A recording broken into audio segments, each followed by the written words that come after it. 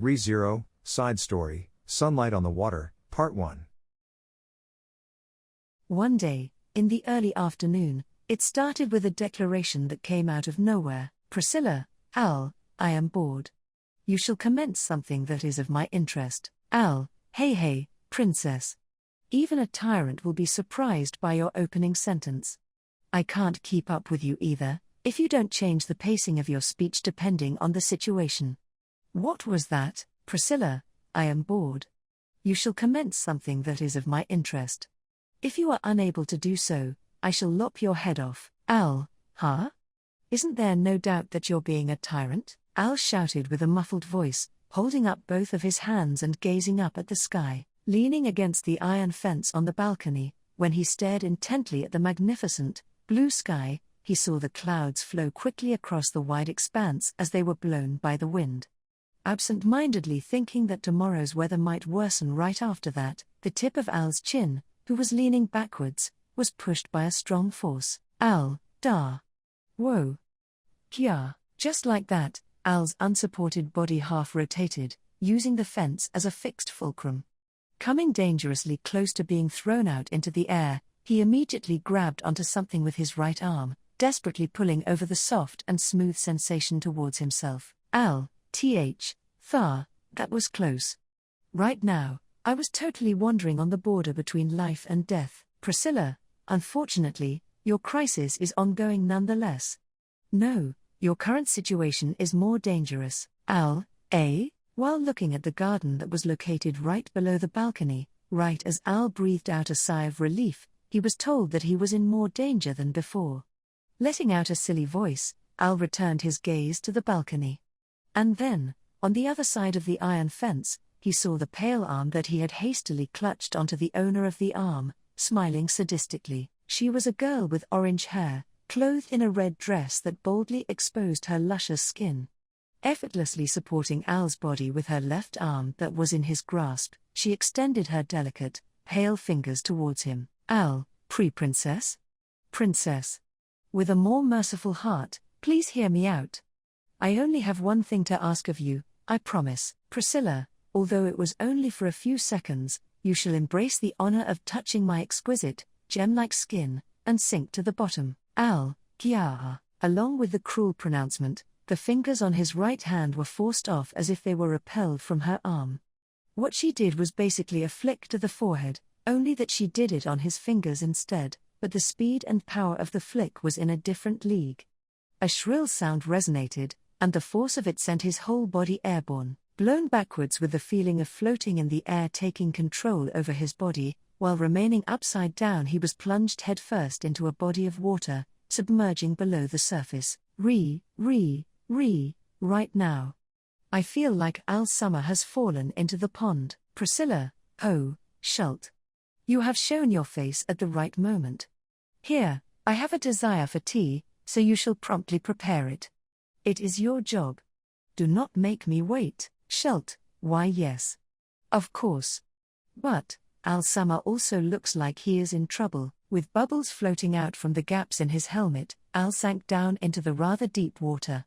In the distance, he could hear the concerned voice of the boy, as well as a boisterous laugh that came from the girl who was using his predicament as an appetizer for her boredom. I wonder what the heck I'm doing. Thinking that, Al kicked out at the bottom of the pond, propelling himself up to the surface with a powerful thrust.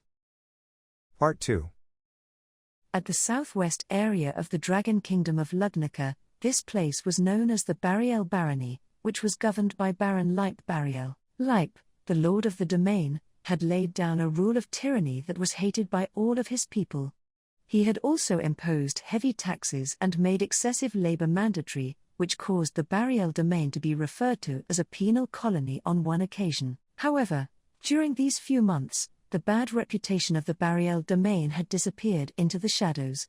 Far from that, rumors were circulating around, saying that the relations between the lord of the domain and the people were at an all-time high in recent years. All of that was because of Leip, who had a change of heart after taking a young, intelligent, and beautiful woman as his wife, the fruit of him starting to make dedicated efforts for his people. Not every one of the people knew that wasn't the case.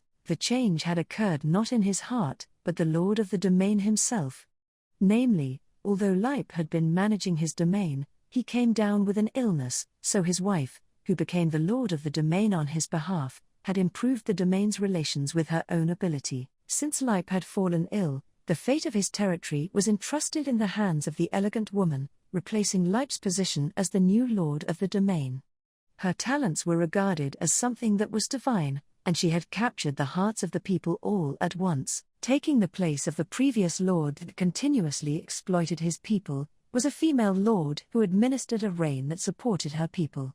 With her unprecedented, dignified beauty, as well as her frequent observations of the territory that made her easy to approach, the people of the Bariel domain were captivated by her existence. That was the reputation of the compassionate woman, admired and praised by the people as the Sun Princess. If word gets out that the Sun Princess tried to drown her attendant by kicking him into the pond, I have no idea what the people are gonna think about that. Priscilla, do not speak of something that is scandalous as that. To begin with, the dead do not have a mouth to make their voice heard. Comparing the claims of you, a ruffian who is as good as a suspicious man, and the beautiful me, who do you think will the people believe? What you said right now is especially scandalous, without a doubt, Al asserted with a thumbs up, while sitting cross-legged near the pond at the garden of the mansion. He was drenched in water from head to toe due to being submerged in the pond, and his clothes, let alone his underwear, were soaked as well. Exposing his Zori to the sun by taking them off, the upper half of Al's body became naked as he took his vest off, struggling to wring it out. Putting the fabric in between his chin and chest, he used his right arm to squeeze it forcefully. It was only natural that he was having a hard time twisting the water out of his clothes, as he was one-armed, since his left arm wasn't at where it should be. Shalt, Al Summer, I will squeeze it. Please leave it to me. Unable to stand by and watch Al continue struggling, the young boy decided to raise his voice. Having a tender and adorable face and wearing a small butler uniform, his appearance was heartwarming because it looked like he was trying to do something that he couldn't do just yet. However, even such feelings were, Priscilla, halt. It will be troublesome if your fingers were roughened from carrying out washing such as that. Shall your comfortability deteriorate, I will immediately dismiss you from the position of lying by my side. Shalt, wah. Priscilla Summer, I will be surprised if you hugged me so suddenly. Just as she took him in her arms from behind, the boy with a reddened face shrunk into himself. Looking at his embarrassed expression as he was being tucked into the girl's arms, it was a mystery how the smile-provoking impression that he had given earlier had changed into an immoral feel, to the extent that it was almost strange. Priscilla, what, Al? For what reason are you staring at us absent-mindedly with an idiotic look on your face? Saying that, the orange-haired girl who had Shalt in her arms smiled daringly. She was certainly the sun, someone with radiant beauty so bright that it would blind the eyes of the people who laid their eyes upon her. Orange hair that shimmered in the sunlight and eyes that were of flames that blazed fiercely.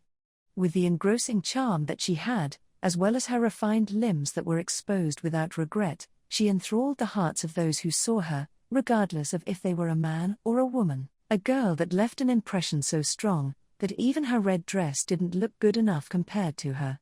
She was the very Sun Princess who managed the domain in place of her husband, Priscilla Bariel herself. Al, no, I was just double-checking that one-shotter is nice, yeah. Thank you for the meal. Priscilla, again, that is a word that I do not know of. Is that another one of your hometown's great waterfall language or whatever it is? Al, yeah. Also, there's water here and there in my helmet, and it's hard to see what's in front of me.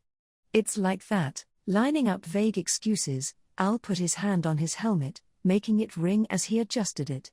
The clacking sound came from the welded part of the black steel helmet that he always wore on his head. Shalt, still held in Priscilla's arms, widened his eyes as he watched Al fiddle with his helmet. Shalt, helmet. Your helmet will rust if you leave it like that. If your helmet is gone, then you will be headless. It's scary. You need to dry it quickly. Al, your misunderstanding is cute, but it's not. My head's made out of iron, so I won't be headless, you know. And there's no need to worry about this helmet getting rusty anyway. Shalt, eh? It will not rust. You also have a head. It's a little bit disappointing, Al. I don't know what part of it is disappointing, Schultz-chan. Al smiled wryly at Schultz, who seemed saddened for some reason, and then slapped the water out of his helmet by hitting it. Al, this helmet's been specially made. It's something that I have quite a connection with, see that? Priscilla, that is the first I have ever heard about it. Where have you stolen it, Al? Why is your first choice steel? Come on, put more faith in me, Priscilla. I cannot think that someone of your resourcefulness is able to buy something of that caliber. Where have you stolen it, Al? It's from the Gladiators Colosseum that I was in a long time ago. But, it's not like I stole it. It's just that when I was running away from that place, a kind-hearted guy gave it to me. It was being displayed in the Colosseum, so I think it's a pretty decently made helmet. Maybe. The moment the word gladiator popped up in Al's explanation, sorrow flitted across Schultz's expression for a brief moment. However, the attitude of Priscilla, who didn't even bat an eye despite hearing the same word, made Al a little bit happy. Priscilla, you were one of the gladiators at Wallachia, indeed. If that is so, then you must be from somewhere on the gladiator island Jinnenhive. That helmet would be an item associated with the gladiator king, or more accurately, a replica. Al, I can't even hide anything from a knowledgeable human. Yeah, you're right, I was forced to work at the gladiator island for so long. I also dropped my left hand there. The helmet's the alternative for my severance pay, Al spat out in such a manner, half sulking at the fact that his personal history had gotten profoundly exposed. Anyway, setting aside where he came from, it was true that his helmet was specially made. There was no need to take it off and dry it, Al, so, it's no use even if you make a curious face like that, Schultz-chan. Schultz, I am not actually curious about it. Men aren't all about their faces, Al, that isn't even a follow-up. And it hurt me unnecessarily. Failing to console Al, Schultz's shoulders sagged dejectedly. Patting the boy's head, when Priscilla casted a sidelong glance at the helmeted man. Priscilla, what? A man's value is not determined by his face alone, however, his face is one of the standards that ultimately decides his worth. Schultz, you are also to not forget that you had gained my favor because of your lovable appearance. You must hold back your growth as much as possible.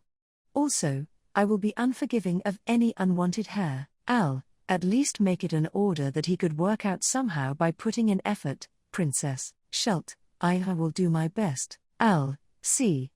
Schultz-chan straightforward, so he believed it. As Schultz made his declaration while clenching his fists, Al gave him a pitying look. However, to Schultz, devoting himself to Priscilla was something that was pretty much the same as his reason to live. It would be insensitive to get in the way. After choosing which direction her attendant would be going down with a casual remark, Priscilla drew out her fan from her cleavage. No matter how many times Al saw the same gesture, it was a bold hiding place that was also pleasing to the eye, but Priscilla covered her mouth with the fan, and, Priscilla, the boredom that had been diverted has returned. Al, before long, you shall provide your next act of entertainment. I have enjoyed seeing you drown in the water. Next shall be. Shall you dance atop a fire, Al? Oh, that's a good idea. I also felt like drying my clothes right now. Hey, idiot, Priscilla, despite being about to accept it once, why have you come to your senses so abruptly? What was that? Right now, Al, I'm just playing the straight man after pretending to go along with the silly man, but don't make me explain. You're gonna shave down my heart. When Al shrunk back, discouraged, he could see that Priscilla's mood was starting to tilt towards the sullen side. She was as fickle as a cat, but she was far more violent than one. That was what was scary about his master. Al tilted his head to the side in contemplation, unsure of what to do although he wanted to humor her in some way or other. Priscilla, as a jester who serves to entertain me, you shall always remain conscious of your minimum duty. Adhere to Schultz's example. If it were my words, that one has the willingness to accomplish it, whatever it is. Al, that's way too much of an unreasonable demand. Priscilla, it is not. Schultz, tell me a story that will alleviate my boredom. Right now, at this place, Schultz, eh? Ah, yes, I will do my best. Since Al couldn't comply with her wishes, Schult was chosen to be on the receiving end of Priscilla's tyranny instead. Seeing the boy thinking as hard as he could to come up with something was starting to weigh heavily on his conscience, so he attempted to stop it, but, Schult, I remember one thing. Just a while ago, a housemaid San was talking about a rumor. His face brightening up, Schult spoke with his hand raised in the air. Schult, I heard that there's been many cases of people going missing, in a village that's at the south of the domain. There's a forest near the village, and it's said that anyone who comes close to the spring will not be able to return. It's a rumor about the nightmare of Ladrima. Ooh, it's scary. Al, what the heck? With you saying stuff about me being headless and all, do you like stories about hollows or something? Smiling wryly at the realization of Schult's unexpected interest in hollows, Al let the water fall out from the gaps in his helmet. After that, letting out a metallic clunk from the welded part of it, when he turned to Priscilla with a "Hey, Princess, Priscilla, the village in the south, nightmare of Ladrima, a spring that causes people to disappear." I see. Seeing Priscilla muttering wearily made Al have a bad feeling about it, and so, the bad feeling that he had became a reality before he could make a move. Priscilla, interesting, Priscilla said, closing her fan and pointing the tip of it towards Al and Schult. Priscilla, it will be enough to relieve my boredom. Why don't I resolve that incident by my own hand? Fully motivated and completely willing to stick her nose in a troublesome matter, Priscilla beamed, her smile as brilliant as the sun. Part 3. Ladrima, the village that was located in the southern area of the Bariel Barony, was a normal village that could be found anywhere, far away from the kingdom's main highways. Any signs of its development were thin. It was nothing more than one of the many villages that existed within the domain, and the only thing that was slightly popular about it was its flowers, which were the village's speciality. The villagers lived their lives with little change because they liked it that way. Because of that, in the present day, Ladrima village was thrown into an uproar due to the strange incidents that rarely happened to them. Al, well, that's why I said that we should disguise ourselves before coming here. Priscilla, do not utter such foolish things. Why is it necessary for me to disguise myself and elude the attention of the people? There is not a reason that exists for me to feel ashamed. The commoners shall burn my influence into their memories to their heart's content. Al, I'm saying that it's to make sure we don't stand out, not about feeling ashamed, but I guess it can't be helped now. Scratching the back of his neck, Al sighed at the gazes that were directed towards them. All the staring was coming from Ladrima's villagers, who were surprised by the intruders that appeared so suddenly, which was a reasonable reaction. After all, the dragon carriage that pulled up to the village was embellished by gold, silver, and jewelry, which was basically the exteriorized form of a nouveau riche's tastes, along with a vivid, eloquent golden carriage. If an extraordinarily beautiful girl came into view in addition to that, it was only fair that the villagers would be confused, unsure of what was going on. Just as Al had thought, a large portion of the villagers' astonishment were directed towards Priscilla and the dragon carriage, but he wasn't aware that quite a few of them were staring at the one-armed, helmeted man with an eccentric outfit. If it was the case of standing out, then the master and servant were similar in that sense. Anyway, Al, firstly, the basis of an investigation is making steady progress by gathering information from people, but, Priscilla, slow and steady investigations do not suit me. We shall immediately head towards the spring that was brought up earlier. Al, I thought that you'd say that. Schult-chan, can you keep company with her? Since his master hated the sound of words such as slow and steady, as well as little by little, it seemed like she had no intention to follow the ironclad rules of investigation. With Priscilla already having grown tired of waiting, Al tried to entrust her to Schult, who was also accompanying her. However, there was no response from him. Al turned around, only to see the young butler running his eyes over a large book with his undivided attention, while making a solemn expression on his face. Al, Schult-chan, Schult, I'm sorry. I was too focused on the book. Al, scolding you with that's neglect of duty. Can wait. What's that book? Schult, Priscilla Summer gave it to me. She said that it would be useful if I remembered the stories when she is bored. She told me to keep reading it until I can recite it. As Schult had only recently learned how to read and write, he was struggling with a major challenge that had been given to him, to the point that smoke might erupt from his head at any moment. Priscilla's fickle and self-indulgent actions were a common occurrence, but Al still felt bad for Schult, since the boy was at the mercy of her whims. Al, princess, what did you teach Schult-chan this time? I feel sorry for him, Priscilla. Knowledge will aid one's life. Schult has a myriad of things that he must learn. Do not measure it with your pathetically small standards at your own discretion. However, I will not deny your feeling of wanting to admire a teary-eyed, assiduous Schult. While covering her mouth with her fan, Priscilla casted a sidelong glance at Schult. Her thoughtfully arranged plans were extremely difficult to find out. It also included the possibility of the plan not even existing. However, Al, Schult channel need to stay strong. Though, the village's restlessness will probably reach its limit pretty soon.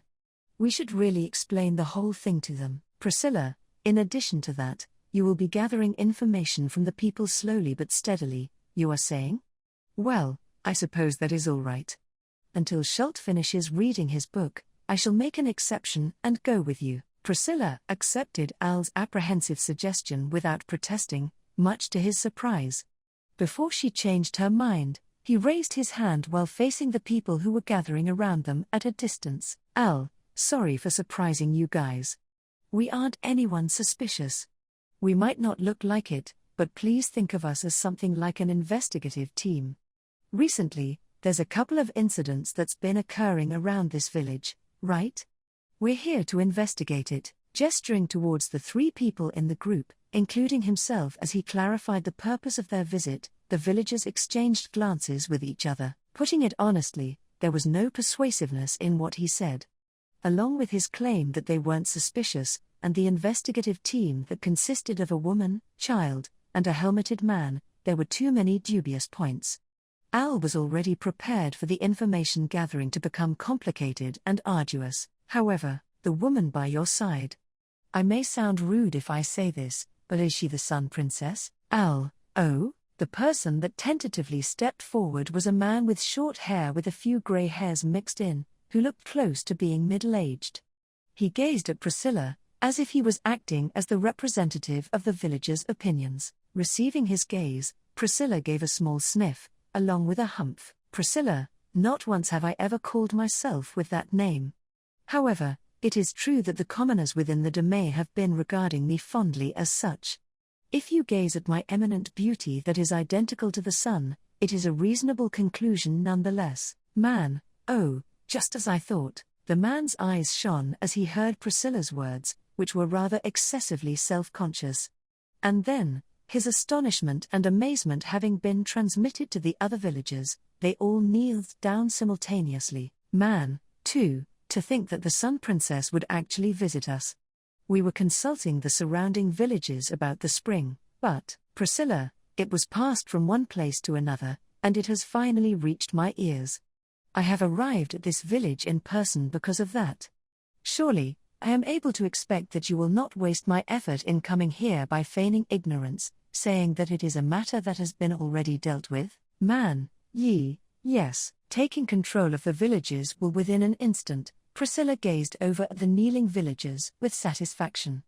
After that, she turned around to face Al, who stood still the whole time. Priscilla, here. What are you doing, Al? Making slow and steady progress is your task. I shall be displaying my authority like this. While I am doing that, you shall promptly fulfill your role. Al, that's fine by me, but I dunno, but I'm not satisfied with that. When he went along with Priscilla to do something, there were times that Al seriously doubted if he was making the right call, or was actually mistaken. It was probably because he had never seen her fail. Priscilla, naturally. After all, this world is made to be convenient to myself. Saying her signature phrase dauntlessly, Priscilla laughed as she gave Al a supportive push on the back. Afterwards, thanks to the obedient and cooperative villagers, the gathering of information progressed quite smoothly. Al, there's a forest next to the village, and there's a spring in it. And, during these 2 months, they say that the people that headed for the spring all disappeared one after another. First, it was a villager, then it was the person who went to look for the missing villager, and then it was someone who stopped by, and then, Priscilla, an unusual rumor had been spread, and once in a several days, there will be someone who would approach the spring and then vanish. What a peculiar, absurd idea it is. Priscilla narrowed her eyes against the information that had been gathered from the villagers, which was organized and presented to her in a straightforward manner. She sounded terribly bored, but Al had the same opinion as her. Undoubtedly, it was no more than the saying, a mummy hunter becoming a mummy consequently happening in real life. They also said that they sent out search parties from the village over and over again, but the end result was always terrible. Apparently, the forest becomes foggy, and they were alone when they realized it. There were also instances of some managing to come back safely, but some people also don't come back. So, that's how a missing person incident happens consecutively. Priscilla, that is not enough of a reason for the continuous damage that has been done to this village. The foolish commoners who dare to venture into a dangerous forest are surely not limited to the people in this village. What lured in the outsiders? As expected, Priscilla was looking at things differently. Impressed by what she focused on, Al whistled to express it, but his whistle didn't give out any sound. Before he incurred Priscilla's displeasure with the noise that sounded like a hoarse sigh, he cleared his throat with an ahem. Al, this is the masterpiece. It's about this spring, but it was exaggerated even before the rumors were spread. Approaching the spring, you will be swallowed up by the fog. If you manage to pass through it, supposedly, you can meet the dead. Priscilla, meeting the dead, I see. Al, there's also rumors of it being connected to the afterlife or whatever, but both of them are a bunch of nonsense. But, unexpectedly, there's no end to the amount of people that are being tricked by that rumor. As of now, only a few dozen people fell victim to it, but it could turn into a major incident if the numbers keep increasing. If the source of the rumors, the root of all evil, wasn't resolved quickly, then it could develop into a situation where the country has no choice but to move. Once that happens, even if the issue was settled, Priscilla's capabilities as the Lord of the Domain would be questioned. As someone who was waiting to participate in the royal selection, it would be preferred if she was prevented from being put in a bad position. Thinking from that point of view, Schultz's choice to pick up the rumor of the incident was absolutely correct. Because of that, they were able to make moves that were necessary to solve the problem. Al, what do we do, princess? Forming a quick investigative team and stamping out the issue could be one choice we could make. Priscilla, obviously, we shall immediately head into the forest and inspect the actual spring. If it is a problem that I am able to settle, then I shall put an end to it with my own hands. Are there no objections? Al, are you serious? By heading into the forest, you mean? You would go in there? Bugs might jump out of there, you know. Priscilla, fool. Is that enough of a reason for me to withdraw from it? First of all, my radiant authority repels the likes of insects. Declaring something that couldn't really be asserted as a lie, Priscilla appeared to be fully motivated to enter the forest. That wasn't a decision that was meant to be praiseworthy, since Al knew that Priscilla didn't say that just because she wanted to deal with the problem right away. It was just that he thought that she seemed rather proactive in resolving the issue. Unlike her usual self, she was being supportive. However, the level of Al's bewilderment was not as much as the villagers that just heard of Priscilla's plan. The idea that the representative of the Lord of the Domain, Priscilla, would be directly venturing into the forest provoked a type of perplexity that made them feel like their world was turned upside down. Panicking and all flustered, the villagers attempted to stop her from doing so. Man, we cannot let the Sun Princess do such a dangerous thing. If you insist that you must go, then we will follow you. Every villager will aid. Al, wait. I know that you're worried, but every villager? Don't be ridiculous. We won't be able to move a muscle if a huge crowd comes with us. Al spoke up, alarmed when the chief of the village lost his cool, but it seemed like the man wasn't the only person to believe in the reckless plea that he made on the spot. The villagers genuinely looked ready to accompany Priscilla. The chief gripped his fist tightly, a slight tremor in his voice. Man, the previous era of the Lord of the Domain felt like hell.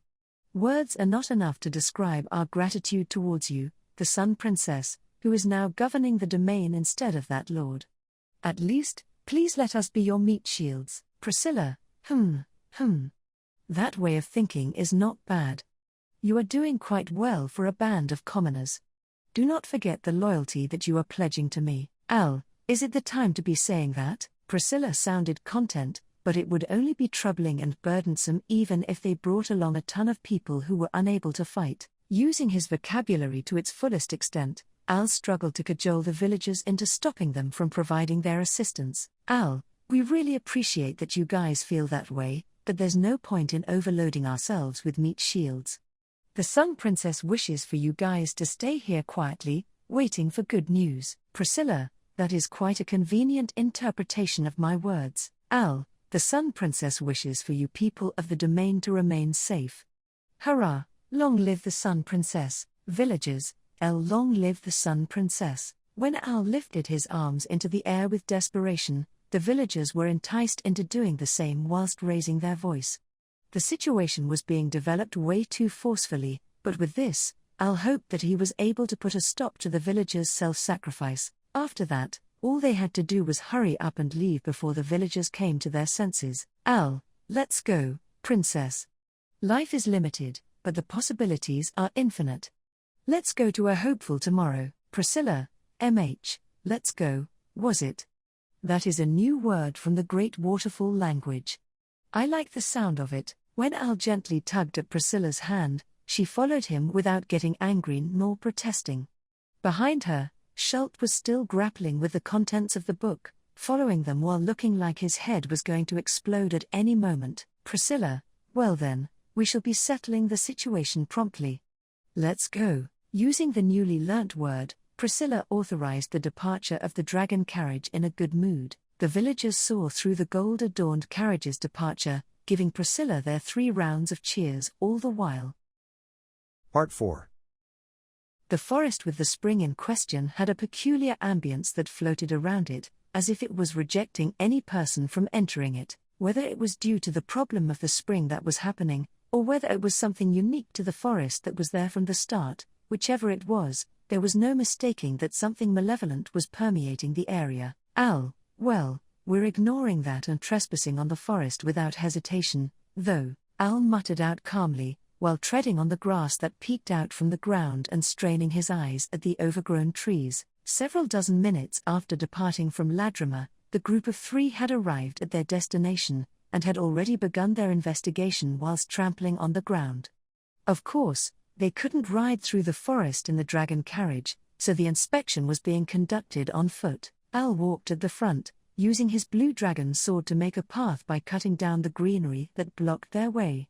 They marched ahead in a way that the 2 people behind him were following after his footsteps, which were made by the firm steps of his Zori.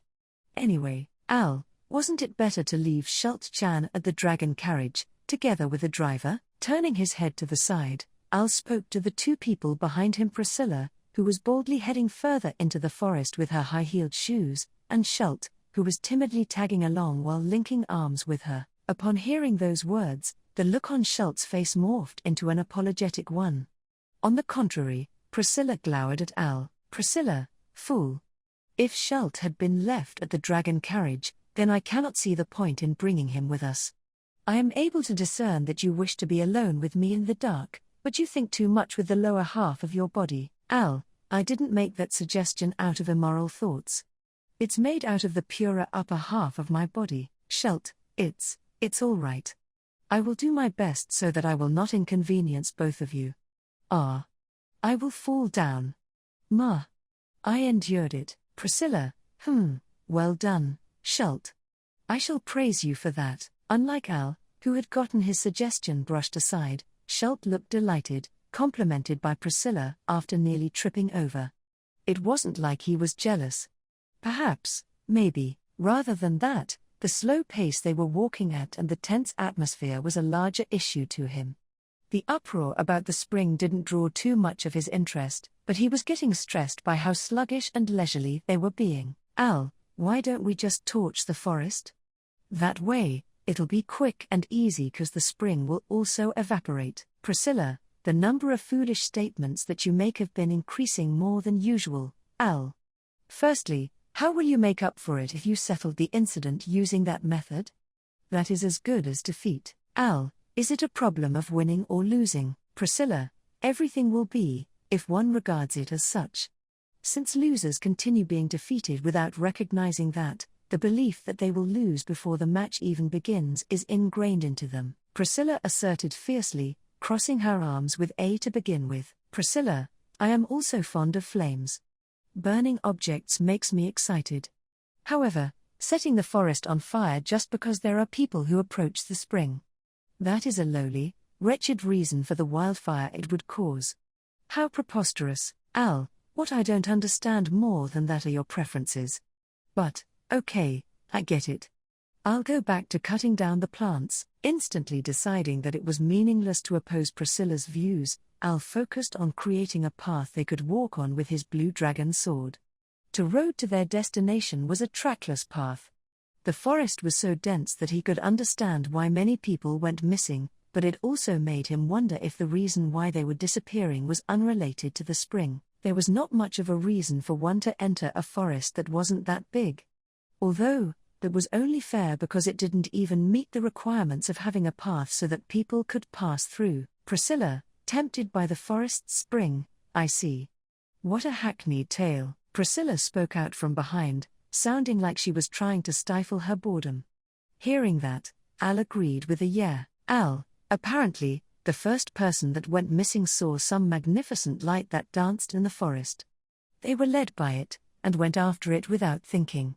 And now, those who want to meet the dead keep getting swallowed by the spring one after another. Priscilla, wanting to meet the dead. It is increasingly being reduced into a hackneyed tale. Al felt like something was off with what Priscilla had just said. Boredom, anger, dissatisfaction, contentedness, joy. Her whims were erratic and elusive, but what she muttered out didn't match any of those emotions. It was as if she currently felt an emotion that was something similar to envy or jealousy.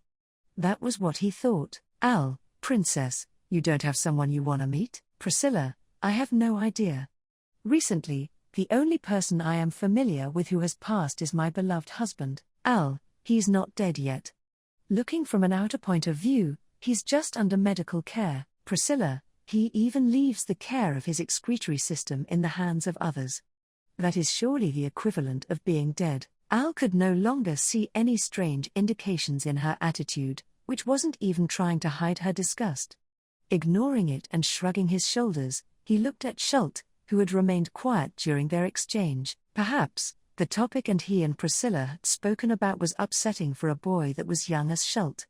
Just as he expected, Schult seemed to remember the person who was brought up in the conversation, his face turning white as paper. Schult, Master was a bad person, right, Al? The opposite of justice is another type of justice. There's a wise saying like that, but Master Light can't be referred to as just, to say the least. He's a completely evil guy. Though, it's not like with the just ones either. Priscilla's husband and someone who was the original lord of the Bariel domain, like Bariel, had been scheming to seize the kingdom's real power by using her as his puppet. However, his aim has been shattered by Al and Schult, and he had already been broken down mentally, losing the ability to function normally in everyday life. Al, there were a lot of people who were happy to see him like that. It's evidence of Princess's popularity, but it's pitiful, Schult, but, at least, I will pray for his soul to be at peace. Al, I said he's not dead, Al tried to say, but paused when he saw Schult fold his hands with a solemn expression. He supposed that it was all right that at least one person would earnestly mourn for Lipe, hoping that the Lord would become even a little bit better in his next life. Priscilla, stop that, stop that. It is a waste of time, praying for that gaunt, senile man. However, it seemed like Priscilla disapproved of the prayer that Al had turned a blind eye to. With a fiery look in her eyes, she shook Schultz's head, who was clinging onto her arm. Priscilla, if you have the time to spend on such trivial matters, return to memorizing the contents of the book. Schult, yes. I will memorize the contents of the book. The first one is, Al, don't bully a pure kid. Although Al touched on Priscilla's immature behavior, Schult stopped praying and went back to his recitation of the book. Poor Leip, he thought as he internally put his hands together in a prayer for the Lord instead, driving his sword into a remarkably thick branch that was in front of him and slicing it off. Priscilla, speaking of, Al. You seem to reject the idea of meeting the dead, almost terribly so, Al, because there's no way it exists. If we die, it's over. We can't meet the dead, and we aren't allowed to try and meet them. It'll only make us miserable. You have the same opinion, right? The space between the trees was small and narrow. Nicking a branch, Al kicked it in. It didn't break with one hit. He bashed it with his foot again, but it still refused to break off. The wood was tough, Priscilla, even if we have arrived at similar conclusions, with me and you, the processes that we have gone through to reach that are disparate. We cannot meet the dead. That is true, Al. With his third kick, the tree toppled over with a dull thud. Lifting it up with his shin and moving it aside, he continued creating the path. Priscilla, or is it that there is someone you do not want to meet? Grinding his teeth at the words that rang in his ears, his leg that he put too much strength in flung aside the fallen tree. It rolled across the forest floor in a disorderly fashion, disturbing the nearby leaves and branches, and Al blew out a long breath. She was really a girl who would bluntly and mercilessly trample down the hearts of other people. Al, you know what, princess? Do you really think I'll talk about something as serious as that? Forcefully calming down his heart, Al feigned an easygoing attitude and turned around. However, his words didn't reach Priscilla. It wasn't only her, but Schult as well. The area was foggy. And Al was alone before he knew it. Part 5. Al surveyed his surroundings. When he realized it, his vision was clouded in white, and it felt like he was in a world that was only vaguely a forest. In fact, he was unsure if he really was still in the forest. Unable to sense the presence of the two people who were right next to him, he placed his blue dragon sword on his own shoulder. Al, you're kidding me. This is unfolding just as I heard how it'll go like. The villager's testimony, the story that he was doubtful of, thinking that it was just a fishy tale, had become reality. Entering the forest of the spring would cause the intruder to be captured by the fog, leaving them all alone. There were people who managed to pass through it and return, but if they were unlucky, then they would be dragged into the spring. Al, and they'll be able to meet the dead, huh?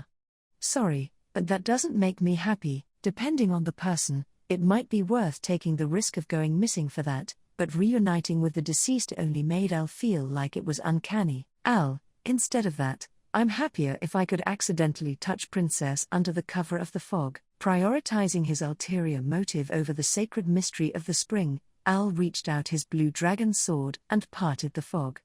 The tip of the sword touched thin air, and he couldn't detect the existence of the trees that were previously crowded around the area. It was unnatural. Following the theory of when one became lost in an unfamiliar place, it would be wiser to stay put as much as they could. However, Al knew that his two companions, who were unconventional and unknowledgeable respectively, would probably not adhere to that. Al, I have no choice but to look for them, huh?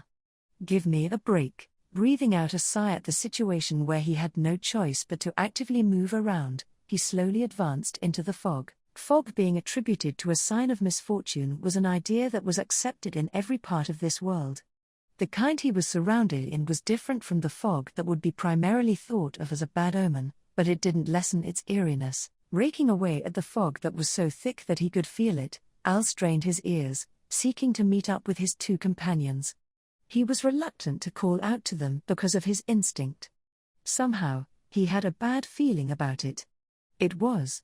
Who is it? Al stopped in his tracks, cautious of the breath that he heard beyond the fog. On the inside of the helmet, what stirred his eardrums was the sound of someone else's breath, but it was too deep for him to think that it was Priscilla, nor Schult. The other person obviously sounded like a man.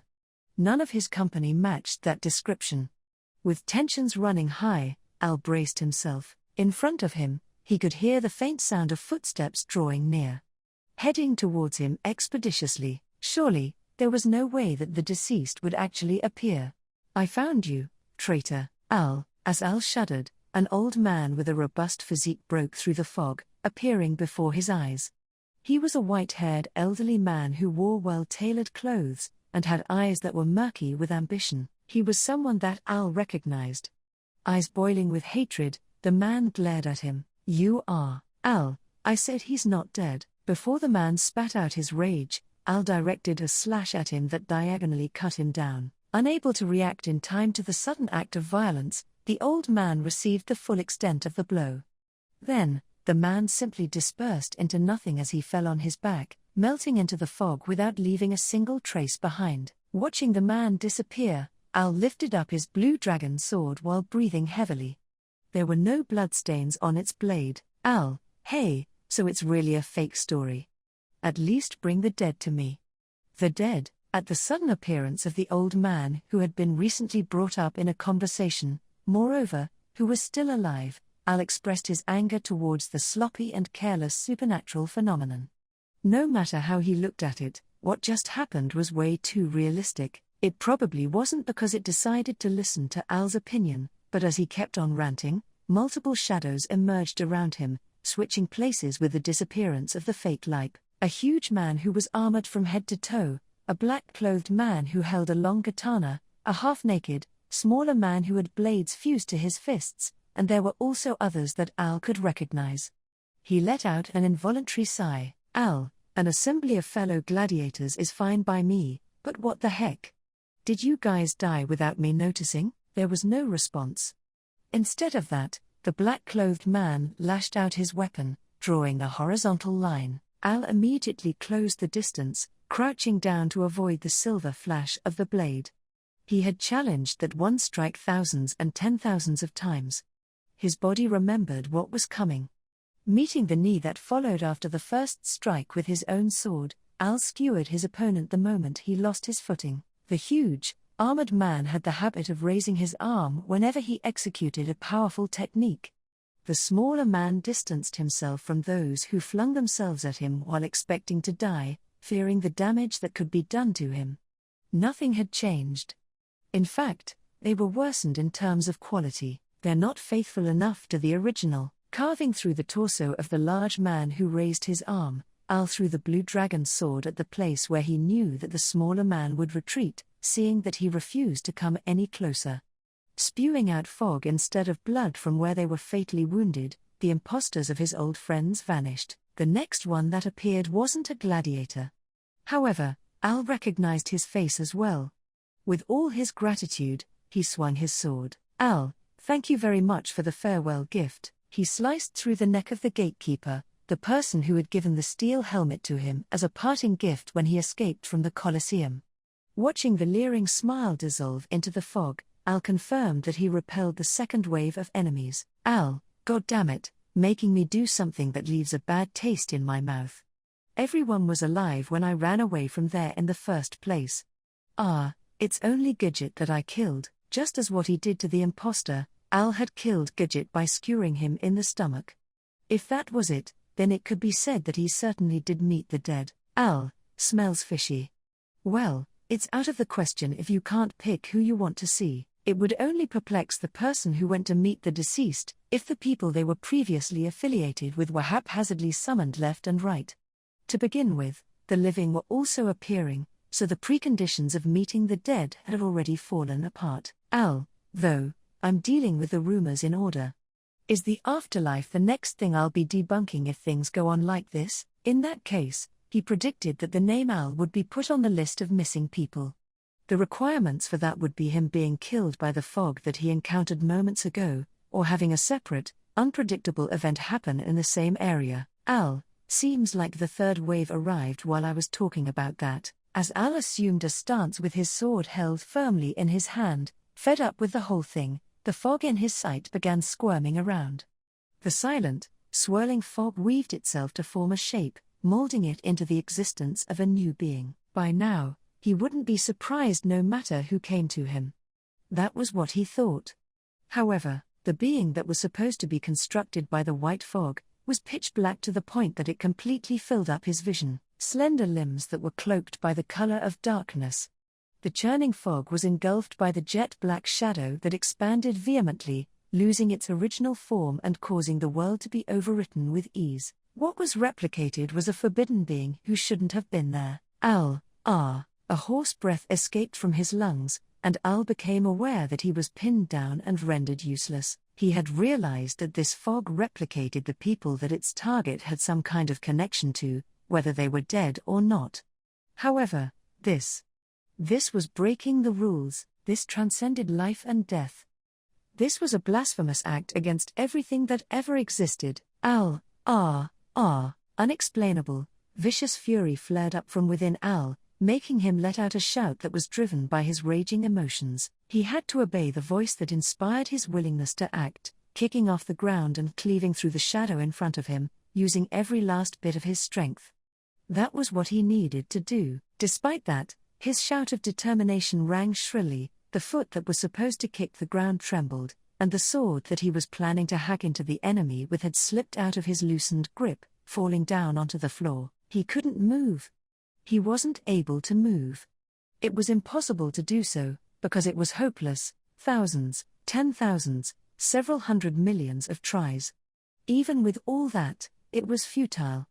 Even now, Al had been already certain that it was impossible. His teeth chattering, Al felt like his knees could give out at any moment. In front of him, the shadow began advancing slowly towards him.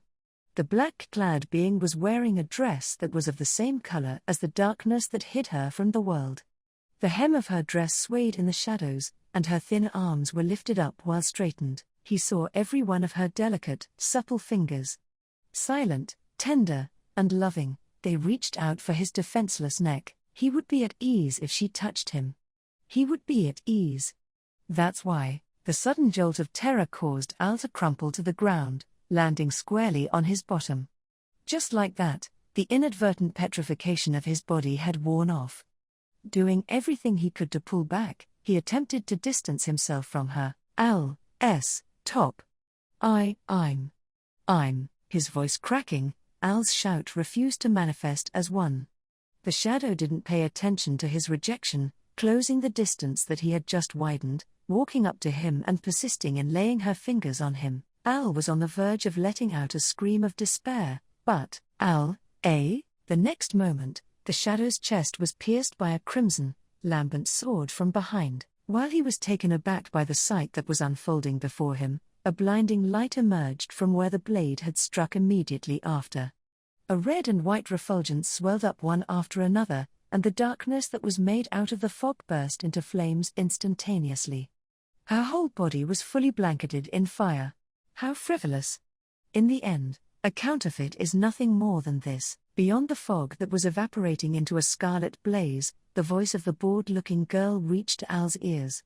On the other side of the wall of flames that flickered between them, there stood Priscilla, a crimson sword held in one hand. The power of the treasured sword had incinerated the shadow that was weaved by the fog. It had been, right in front of Al. How dare, Priscilla? Al, look at what you've done. In front of me, how could you? Priscilla, hold your tongue. Do not point your misdirected anger at me, foolish commoner. As Al grinded his teeth, his body shaking with raw fury, Priscilla ruthlessly delivered a sharp blow to the side of his face with her sword. Tipped over by the force of the hit, Al blinked in surprise from the impact. Prin. Whoa. Hot. Yeah. Fire. Fire. Priscilla, this is your penalty for your insolence. With the flames of the Yang sword, you shall become a little bald and reflect on your actions. As the result of receiving punishment from the heartless Priscilla, a part of Al's helmet was lit on fire. He made an effort to put it out by desperately rolling around on the forest floor, sinking to the ground in a slovenly manner after the flames were extinguished. Looking down at Al, Priscilla stuck her Yang sword into the ground, letting out a disdainful sniff as she did. Priscilla, the more shackles that are chained to one, the more they will be tempted by these kinds of evils. The more one puts on a front of disinterest, the more likely they will be to turn out like this. How disgraceful. How laughable. Al, Princess, are you the real one? You're not fake, right? Priscilla, if I step on you like I usually do, will the pleasure cause you to recall your memories? Al, Wow, really faithful to the original. You're the real one. Looking up at the beautiful girl who was tilting her head with a touch of her cruelty, Al was relieved, feeling that he had returned to the world that was within the territory of sanity. Right before that, he still felt the effects of the terror that had been replicated, but now that it had been dissipated into the fog, he could tell himself that it was a counterfeit. There was no problem. There shouldn't be. For now, he could simply be happy with being able to meet up, and also how neither of them were harmed in any way. Al, you're completely fine? Priscilla, there is no possible way that I will be enticed by such a lowly illusion. Do not move unnecessarily from where you are. The fog will be clear soon. Schult shall be clearing it out. Al, Schult-chan will? Why, Priscilla, I have given him the answer. If Schult is not an egregious fool that knows no bounds, then there is no problem. With the mention of the young butler who wasn't present at the moment, Al was puzzled by Priscilla's doubtless, unhesitating assertion. However, his puzzlement wasn't solved by words, but rather, it was solved by the results, a twisting curve. It was definite, greatly distorting Al's vision to the point that it could only be described as that. Within the contorting realm, the scenery alone was wrenched out of shape, since there were no changes to Priscilla, who remained standing with her arms crossed. Leaving her and Al unharmed, only the world was given a tremendous twist, warping and tearing off. After that, the fog gradually came apart, shredded indiscriminately. Al, no way. Right after Al blinked his eyes, the fog that had been scattered around in huge quantities had completely vanished. He and Priscilla were back inside of the forest, and in addition to that, they were transferred onto a patch of grass on the side of the spring. In front of the dumbfounded Al, a spring that wasn't that large was stretched across the area. The water was crystal clear, with countless water weeds floating on its surface, and he could see that the petals were swaying in the wind here and there, and a boy was standing in the middle of the spring, waist deep in the water with both of his hands raised in the air. Al, Schult-chan? What are you doing? Priscilla, Schult has banished the evil that has been encircling this spring, creating the fog, leading astray those who lost their way, and submerging them into the spring when they have been spellbound. A bewitching, hideous evil such as that. Saying that to the astonished Al, Priscilla glared at the spring with an expression of displeasure. Noticing that the two were present, Schult's face lit up with joy, and he started heading in their direction. Schult, Pr. Priscilla Summer. Al Summer. I found it, as you can see. The water mirror, it was sunken under the water just as you taught me. Al, by just as you taught me, you mean, Schult, in the book that was given to me, it was just as what was written in the fairy tale. As Schult said that while wading through the water, making his way back to them, Al was struck speechless, remembering the book that the boy had been reading. The book that Priscilla had made Schult read until he knew it by heart, making him recite it even when they were in the forest.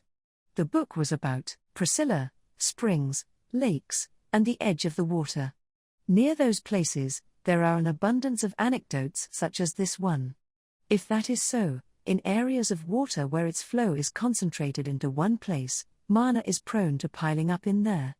Naturally, although rare, there are cases where it would give rise to phenomenons like this. Schult, the secret of how not to be tempted by the monster, or the hollow, at the edge of the water was written in it. Priscilla, it is a fairy tale to read aloud to children, amusingly, Priscilla explained, casually closing one of her eyes, but Al's stupefaction remained lingering, unable to be subdued.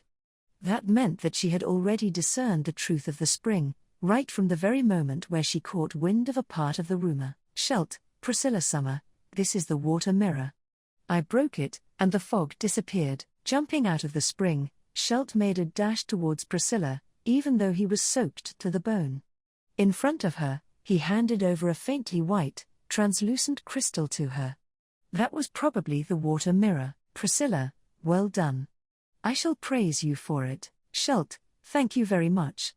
I am happy that I could be of help. As Priscilla received the water mirror, drawing back her chin, a broad smile spread across Schult's face. Watching the two's interaction from behind, Al scratched the back of his neck, feeling awkward. Al, so, is the case settled now? The incident was caused by the evil doings of the accumulated mana, or whatever. Priscilla, like that, an incompetent one might have jumped to that conclusion before heading back. Detecting a hint of menace in her callous remark, both Al and Schelt widened their eyes. Shortly afterwards, the water mirror burst into flames in Priscilla's hand. Transparent chunks of mana were scorched by the heat, and then, HHK, the water mirror changed its form abruptly, flinging itself out of Priscilla's hand. Two pairs of wings, a small, blue-colored body, and goggling compound eyes. It was an abnormal being that had the body of a human, along with the wings and head of an insect. Letting out a high-pitched shriek, the misshapen being attempted to escape from the area. However, Priscilla, do you really believe that I will let you escape with ease, evil spirit? The tip of the twirling yang sword sliced off the wings of the small being, boring through its torso and pinning it to the ground. Immobilized on the ground like a preserved specimen, the abnormal being thrashed its limbs around, struggling to free itself. HHK, Priscilla, do not chitter about like a bird. Combined with your appalling appearance, I am thoroughly disgusted by your existence. Priscilla twisted her sword in an irritated manner, drawing out additional screams from the insect-like being. Witnessing such a scene, Schelt fell down, his legs giving out, and Al gulped in a large breath of air. Al, princess, is that a spirit? Priscilla, it is, as you can see. For the most part, the water mirror had disguised itself as something that was naturally created, in an attempt to wait until we have passed through. That shamelessness, as well as its audacity to underestimate me, is deserving of 10,000 deaths. Al, oh, it's an evil spirit. It's the first time I've seen one. Al grimaced, looking at the evil spirit that was desperately gasping for breath, skewered by Priscilla's yang sword. Evil spirits were a species of spirits, but there were no differences between the two in a strict sense. However, as spirits that harbored malice against both people and animals, the term evil spirit had spread far and wide. Originally, spirits were supernatural life forms that were represented by mana, mostly free from the rights and wrongs of the physical world. On the other hand, it was a rare occurrence, but spirits that evidently bore ill will towards those around it, such as what was inside of the water mirror, were born. They were called evil spirits and were given the same treatment as demon beasts, designated as the harmful enemies of humanity. Priscilla, this one had been luring humans to it by utilizing the ability of the water mirror, drowning them in the spring and absorbing all of their odd. Presumably, it used that method to amass its strength. It is similar to the traits of a carnivorous plant. Her explanation implied that the missing people had fallen victim to the evil spirit scheme, over and over and over, having the desire to meet the dead. If the missing people had entrusted their single wish to the spring, and were able to reunite with the people they wanted to see before dying, then that didn't sound too bad. However, if they were devoured with their wishes in vain, then, Schelt, Priscilla Summer, this evil spirit? What will you do with it? Priscilla, obviously, I will dispose of it. It went ahead with its barbarous acts within my domain. There is no atonement for that, no matter how many times I shall slaughter it.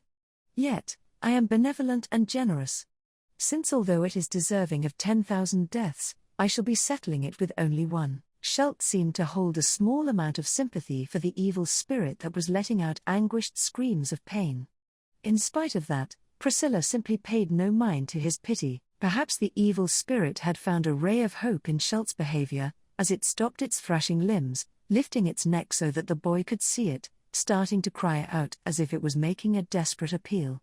It looked like it was acting as if it was begging for help, as if it was saying that it would do anything for it. Schelt, gazing at the evil spirit, Schelt's voice caught in his throat, tears welling up in his eyes.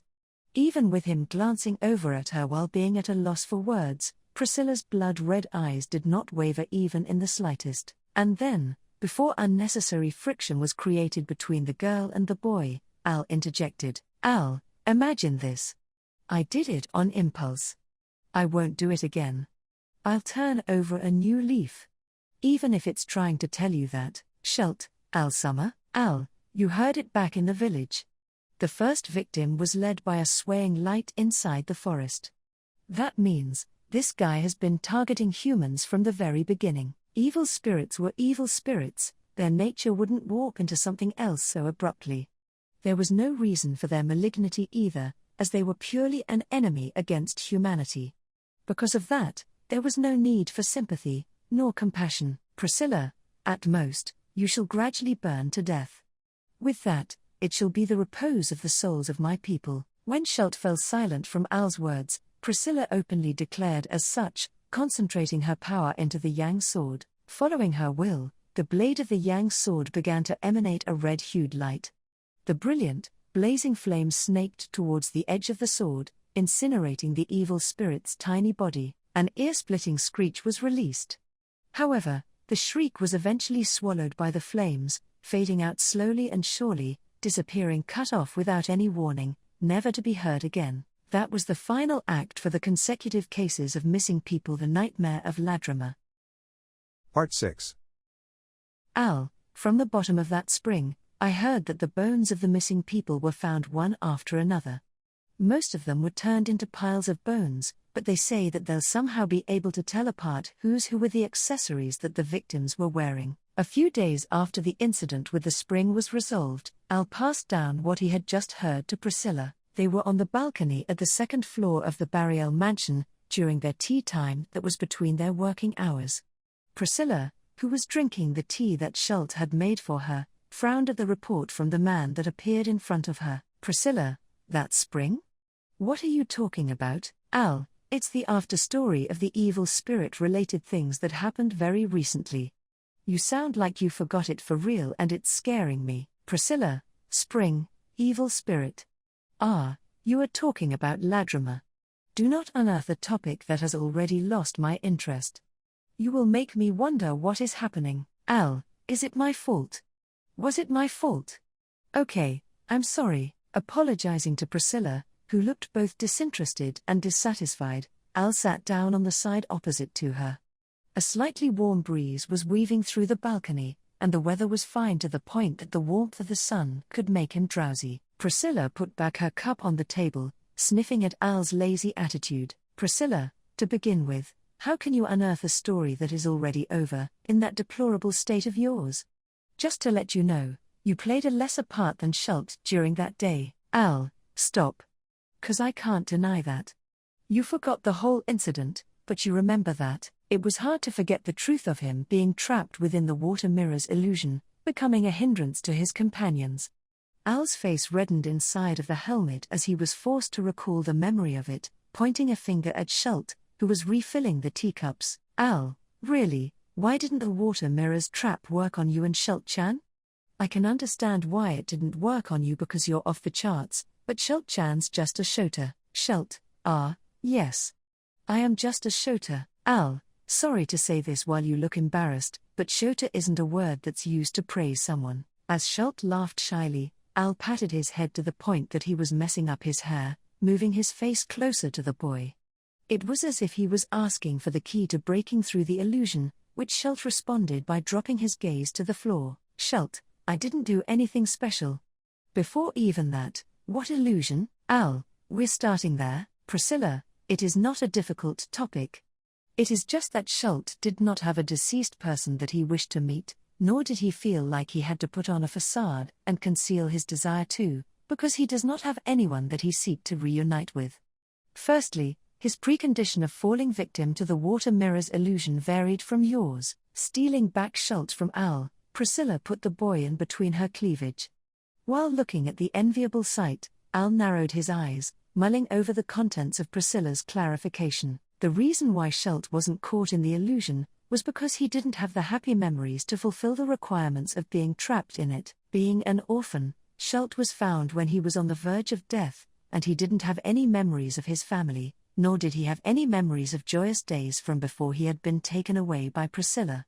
Because of that, the illusion didn't work on him. If that was so, was the negation of the effects of the fog a fortunate or an unfortunate thing? Which one was it? Al, at the very least, I don't feel like I was fortunate. It was a period of time where he was associated with the living as well as the dead during the many encounters that he had in the fog, but to Al, all of those were unwanted reunions. Besides, every one of them were fake. His expression hidden within his helmet, Al glanced over at Priscilla, who appeared to be delighted with Schult in her arms. The girl who had pierced the shadows with the blazing yang sword didn't question him about what he had seen in the fog.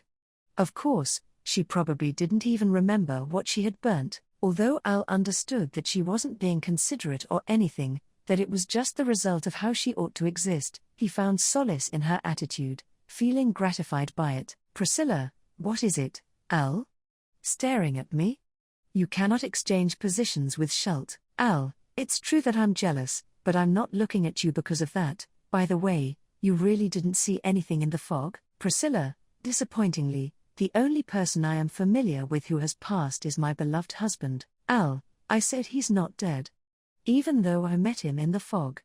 Though he's alive." Among the various unwanted reunions that he had, meeting Leip was one of the most awkward experiences that he ever had. Priscilla laughed softly at his revelation, and Schult made a surprised face. After continuing to laugh for a while, she gave a slight tilt of her head. "Priscilla, by the way, Al, where did you hear the report of the village that you have given to me just now?" "Al, a messenger came from the village in question just a little while ago. They told me the whole story, gave their regards to you, and... oh yeah, the flowers were delivered to the entrance." "Priscilla, you utter fool. Tell me that earlier." "Schult, PR Priscilla Summer." Her eyes lighting up at the last segment of Al's report, Priscilla swept Schult up like a princess, rushing out of the balcony. Al got a late start in chasing after her, who ran off at breakneck speed, but he immediately followed her with haste. Like that, Al finally caught up with the two at the mansion's entrance in front of a bouquet of large flowers. "Priscilla, yes. Grandeur, elegant, and truly adorable. I shall praise the residents of Ladruma for it." Putting one hand on her hip in high spirits, Priscilla broke out into a wide smile at the bouquet, the flowers of the finest quality that were brought into the mansion along with the report, its red petals blooming opulently. Priscilla's reaction was close to when she was given a luxurious, golden dragon carriage, when she saw many bizarre works of art, and also when she admired Schult. In other words, she was elated. "Al, are those flowers that high quality?" "Priscilla, how pathetic it is to be ignorant. These are flowers that only bloom in a part of Lugnaca, the forest of the spring in Ladruma, called Kuranai." "Al, never heard of them." "Wait, what? Did you just say that they only bloom in the forest of that spring?" "Priscilla, they only bloom during this certain period of time. It may well as be the one thing that makes that puny village worth existing." Crossing her arms and lifting up her bountiful chest, Priscilla nodded over and over again as if she was ascertaining the quality of the flowers. Staring at her serene expression from the side, Al understood why she seemed so eager to resolve the incident of the spring. In retrospect, she was strongly against burning down the forest. Her beaming face told him the reason for this, that, and everything. "Al, so, princess, you saved that village because you were after those flowers from the very beginning, right?" "Priscilla, do not utter such foolish things. Ladruma is my domain. There is no way that I will grant them my acts of goodwill only because of that. However, I will not deny that it is why I had taken immediate action." Unapologetic and with no intention to hide it, Priscilla walked over to the bouquet unhesitatingly. If the truth of her actions were known, then the villagers that extolled her as a goddess of mercy would be baffled. Of course, there was no point in letting them know. There were things that were better off staying unknown, like how people say that ignorance is bliss. "Al, in actuality, you did save the village.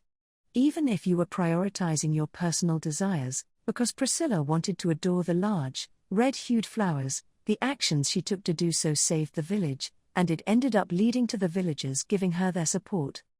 It basically proved what she always said, this world is made to be convenient to myself." "Schult, Priscilla Summer, where should I bring the flowers to?" "Priscilla, you shall adorn my room and the entire mansion with it. While the flowers still contain life, they shall please my eyes with their beauty.